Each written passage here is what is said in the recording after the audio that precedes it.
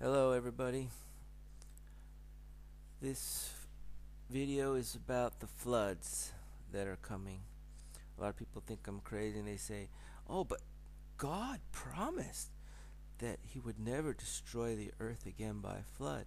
Yes, that's true. I'm not talking about destroying the whole world by flood, but there will be a flood, and actually I interpret it as there will be floods. From Revelation 12:15, and the serpent cast out of his mouth water as a flood after the woman, that he might cause her to be carried away of the flood. Now I want to talk about floods that have happened just in North America in the last 2 years. Okay? Iowans believed the 1993 flood, which caused $2 billion in damage, was the worst flood the state would ever see. But the June 2008 floods caused 5 times the damage.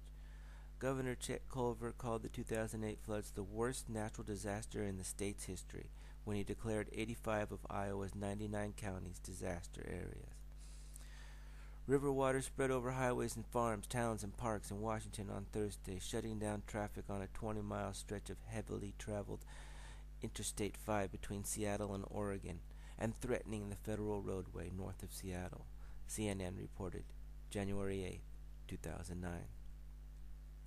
Arkansas, March 9, 2009, firemen rescued children from a flooded daycare center. At Fargo, North Dakota, and sorry I spelled Dakota wrong, as of 8:15 p.m. on March 27, 2009, the Red River churned at 40.78 feet, nearly 22 feet above flood stage, and almost a foot above the previous record of 40.1 feet set in 1897. That's the highest this has ever been in over 100 years, CNN reported. In Manitoba, Canada, the 2009 flood is now the second worst on record since 1826. The Red River floodway was not initially opened due to the Red River being full of ice, which can lead to damage of the floodway and the flooding of Selkirk, reported by CBC April 2009. Thousands of homes flooded and hundreds destroyed by a flood on May 9, 2009 in West Virginia and Kentucky, CBS reported. In Louisville, Kentucky, a storm dumped a record 6.5 inches of rain on August 5, 2009, spawning flash floods that filled streets, stranded motorists, and cut power to thousands. No deaths or serious injuries were reported, but emergency workers rescued nearly 200 people from the tops of cars and houses as water rose too fast for them to escape. Heavy rains beginning on September 19, 2009 dumped between 15 and 20 inches of rain over 3 days on parts of Georgia, Alabama, and Tennessee. The deluge overwhelmed natural and man-made systems, and the record-breaking downpour turned streams into rivers, swamping neighborhoods, washing out roads, and unfortunately, taking at least 9 lives. Damage costs are estimated at $250 million, the cleanup just now beginning. Georgia's Republican Governor, Sonny Perdue, recently announced that the President Obama has issued a federal disaster declaration for individual something or other. On Rhode Island, on March 31st, 2010, we have some historic flooding going on in places we've never had flooding before. We have numerous streets that are closed, and they're telling us the worst is still yet to come, said Cranston Police Lieutenant Stephen Antonucci.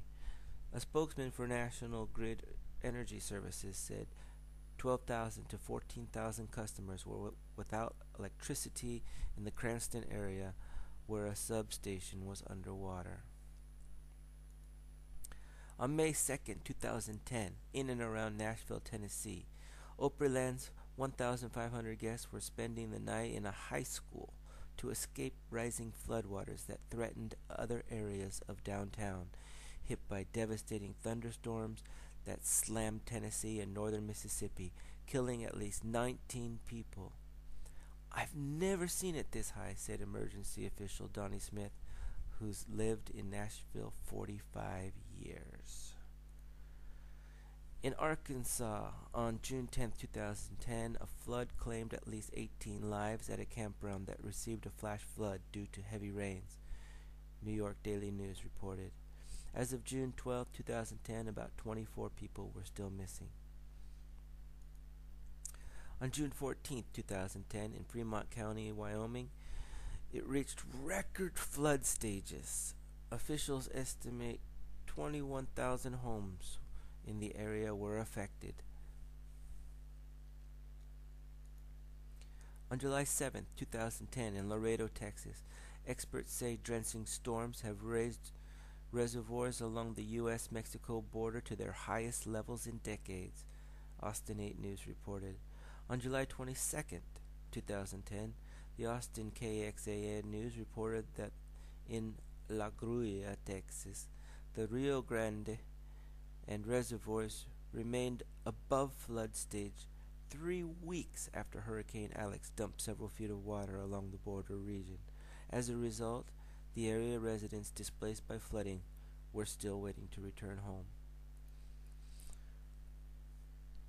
In conclusion, I would just like to say that the writing is on the wall. He who hath ears to hear, let him hear, and he who hath eyes to see, let him see.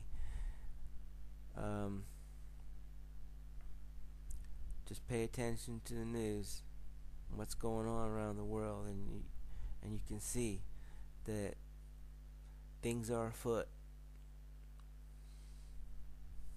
It's the end of days, and luck favors the prepared.